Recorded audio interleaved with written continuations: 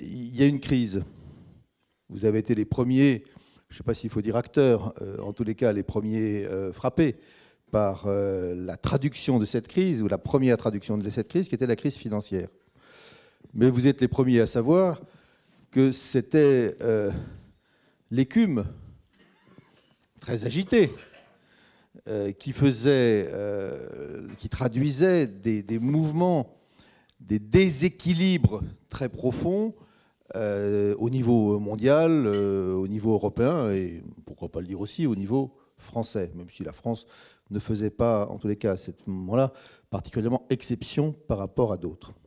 Et donc, au fond, la question, c'est est-ce que ces grands déséquilibres qui existaient avant la chute de Lehman Brothers sont aujourd'hui dissipés? Est-ce que le monde a retrouvé un équilibre ou pas?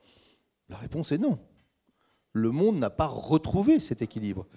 Alors, les effets de la crise financière se traduisant en crise économique, ralentissement économique, et donc se traduisant dans la seule crise que les Français, ou que n'importe quel d'ailleurs individu perçoit, qui est la crise du chômage, ceux-là, on les voit bien en dents de scie. D'ailleurs, il peut y avoir des signes qui sont positifs et qui disent que ça va mieux, d'autres signes qui sont négatifs et qui peuvent permettre de dire qu'on n'est pas sûr que ça aille mieux l'année prochaine. Il y a une très grande incertitude sur ce que parfois certains appellent la tôle ondulée. Mais moi, j'ai une certitude absolue, c'est que les grands déséquilibres du monde et de l'Europe, je dirais un mot sur l'Europe bien sûr, parce que c'est fondamental par rapport à la crise irlandaise, ne sont pas aujourd'hui stabilisés.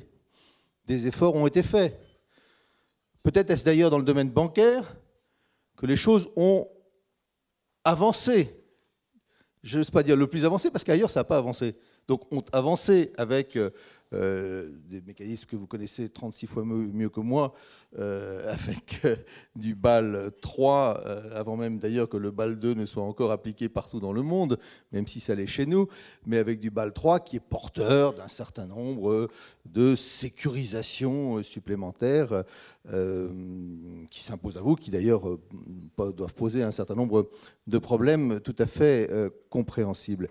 Mais dans le domaine, par exemple, monétaire, y a-t-il un mécanisme de sécurisation, de stabilisation des mouvements monétaires mondiaux? Rien. Je dirais même qu'on assiste plutôt à une utilisation de la valeur de la monnaie par chacun des grands ensembles, ou chacun des grands pays, pour essayer de défendre ses intérêts, au détriment éventuellement des autres grands ensembles ou des autres pays. Y a-t-il eu une réglementation internationale sur les grands mouvements de fonds? Je veux dire simplement l'utilisation ce qu'on appelle les paradis fiscaux. Ce n'est pas encore le caractère fiscal qui est le plus important, mais on appelle parfois ça aussi des paradis réglementaires. C'est là où les règles ne s'appliquent pas tout à fait de la même manière qu'ailleurs. Y a-t-il eu une avancée dans ce domaine-là? Objectivement, on fait des listes, elles sont plus ou moins grises, plus ou moins noires, plus ou moins blanches, mais ça n'a pas été au-delà. Donc il y a tout un tas de raisons pour que ces déséquilibres fondamentaux, aujourd'hui, continuent à avoir des effets négatifs sur le monde et, je finis avec cela, sur l'Europe.